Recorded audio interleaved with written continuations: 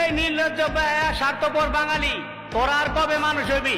আমরা বাঙালিরা এরকম একটা জাতি, বিপদে পড়লে বাইরে বাপ ডাকি, আর বিপদ থেকে উদ্ধার হইলে স্বয়ং আল্লাহরও বুইলা থাকি। এবার কোটা বিরোধী আন্দোলনে ছাত্রদের পাশে প্রবাসীরা দাঁড়াইছে। ছাত্রদের কথায় প্রবাসীরা রেমিডেন্স বন্ধ করতে সরকারের মেরুদণ্ড ভাঙিয়ে দিছে, যার কারণে সরকারের অধপতন হয়েছে। ছাত্রদের কথা চিন্তা করে দুবাইতে আমার শত শত প্রবাসী ভাই আন্দোলন করতে গিয়ে জেলে কারাবন্দী হয়েছে। এই পর্যন্ত ছাত্রদের নিজেদের দাবির কথা সব উল্লেখ করছে, কিন্তু প্রবাসীদের কথা কি একবারও মুখ দিয়ে উল্লেখ করছে?